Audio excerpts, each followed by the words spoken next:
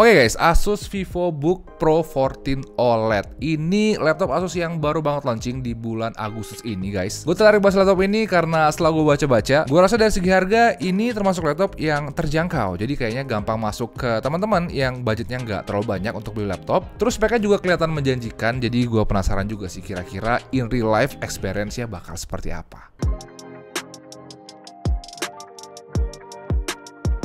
Oke guys, mungkin di awal-awal kita bahas dari bodinya dulu kali ya. Soalnya di sini ternyata banyak yang unik juga. Setelah gue pakai sih bisa dibilang kalau dari body ini salah satu tipe-tipe laptop daily yang build quality-nya tuh kokoh. Soalnya bisa dibilang bodinya ini mayoritas berbahan metal guys. Finishingnya juga terasa enak dan bodinya nggak terlalu gampang kotor saat dipegang, terutama karena warnanya ini kan juga silver banget. Selama dipakai juga gue ngerasa ini build quality-nya cakep. Kalau dipakai bodinya itu nggak terasa berat, nggak terasa tebel, dan nggak ada bagian-bagian yang lembek kalau misalkan kita pencet atau kita tekan-tekan. Jadi kalau dimasukin ke dalam tas atau bodinya kena tekan-tekan dikit, gue rasa ini bakalan fine-fine aja. Terus kalau untuk desainnya sendiri sih bisa dibilang ini tuh kelihatannya lebih kalem guys kalau dibandingkan dengan VivoBook yang kita bahas di bulan Februari kemarin. Kalau yang kemarin kan keyboardnya memang beneran heboh banget guys, sedangkan yang ini tombol enternya masih ada garis-garisnya memang, tapi warna keyboardnya udah nggak warna-warni lagi, dan itu ngebuat desainnya jadi kelihatan minimalis gitulah rasanya. Tapi walaupun minimalis, di sini juga ada kayak fitur-fitur unik gitu guys, kayak di tombol powernya contohnya. Nah ini gue suka dengan tombol powernya guys, soalnya di sini tuh tombol powernya udah ada fingerprintnya. Jadi kalau kita pencet, dia tuh otomatis langsung nge-unlock lock screen dan masuk ke home screen. Jadi kita nggak perlu masukin password atau mencet 2 kali. Dan di bagian atas webcamnya juga udah ada shield fisik. Jadi kalau kalian takut diintip oleh FBI atau pengen matiin kameranya, kita tinggal geser aja tuh shieldnya biar kameranya itu ketutup.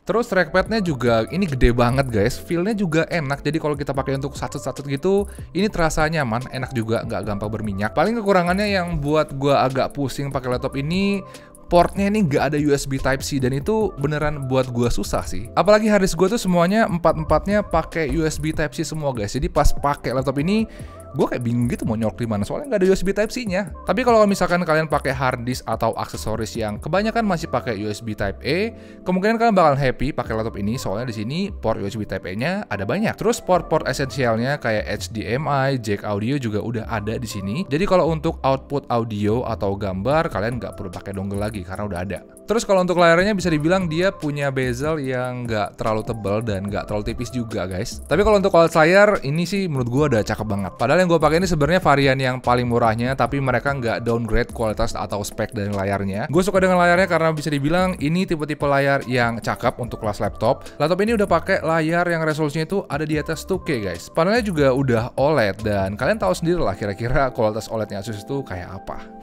Gue suka dengan layar kayak gini karena selain dia punya detail yang tajam, layarnya juga punya warna yang cakep, akurat, terus dia juga nggak buat mata capek, dan kalau brightness-nya kita turunin, kontrasnya itu tetap terjaga. Jadi ini sih kalau dipakai untuk nonton-nonton atau browsing gitu-gitu guys, ini experience-nya otomatis udah terasa lebih seru lah, karena gambar yang ditampilin tuh kelihatan enak banget di mata. Terus kalau kita pengen warna yang akurat, di sini juga bisa, soalnya dia udah 100% sRGB dan juga Pantone validated. Jadi warna layarnya ini udah terhitung oke lah kalau dipakai untuk kegiatan-kegiatan yang sensitif dengan masalah warna. Dan karena layarnya akurat, ini bakalan berguna banget buat artis, buat editor, dan juga untuk product designer. Tapi buat user-user normal kayak kita, keakuratan warna kayak gini bakalan berguna juga guys. Karena yang kita lihat di layarnya ini bakalan sesuai dengan apa yang harusnya kita lihat dari sebuah gambar atau film atau video. Terus untuk performanya bisa dibilang ini juga salah satu laptop yang spek dan fiturnya itu menarik banget. Laptop ini udah support dengan Wi-Fi 6, RAM-nya juga udah 8GB, LPDDR4, punya storage 512GB SSD PCIe Gen 3, dan dia juga udah pakai prosesor AMD Ryzen 5 5600H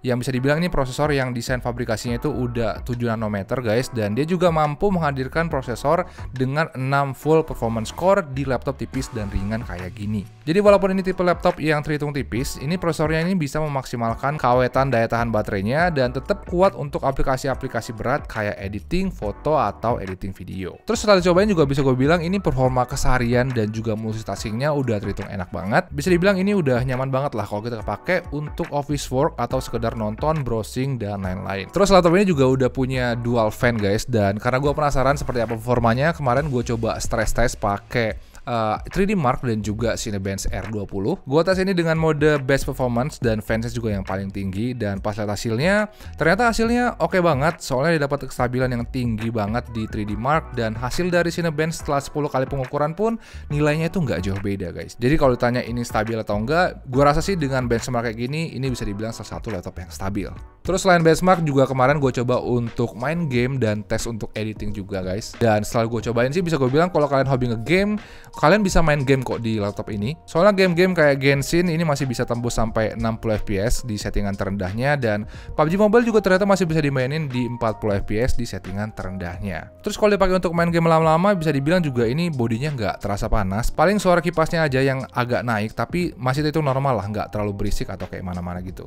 Nah, sedangkan kalau misalkan kita pakai untuk editing, bisa dibilang sih ini udah aman lah kalau dipakai untuk editing-editing ringan kayak Full HD gitu resolusi videonya. Tapi untuk level video YouTube gua yang kebanyakan tuh pakai data-data atau file-file 4K, bisa dibilang dia belum bisa keep up gitu guys. Mungkin karena file mentan video gua memang 4K semua dan agak berat, jadi kadang preview dan proses cut to cut-nya itu masih agak macet guys. Jadi bisa dibilang kalau dipakai untuk ngedit video-video ringan ini udah bisa guys. Tapi kalau misalkan kalian ada planning untuk ngedit video 4K, lebih amannya gue saranin kalian ambil yang versi lebih tingginya aja, yang Ryzen 7. Dan terakhir untuk harganya sendiri, Asus VivoBook 14 OLED ini yang gue pakai ini harganya mulai dari 11 jutaan guys. Sedangkan untuk yang versi Ryzen 7 harganya itu mulai dari 12 jutaan, jadi nggak terlalu jauh.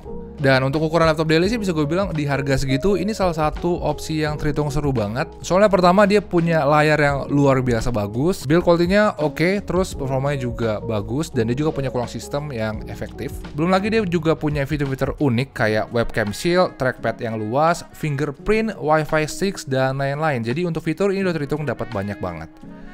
Jadi ya mungkin segitu aja sedikit pendapat gue tentang Asus VivoBook Pro 14 OLED. Kalau kalian suka dengan video yang kayak gini, langsung aja pencet like guys, dan jangan lupa juga subscribe biar kita bisa ngobrol-ngobrol lagi di video-video gue yang berikutnya. Makasih udah nonton guys, ciao.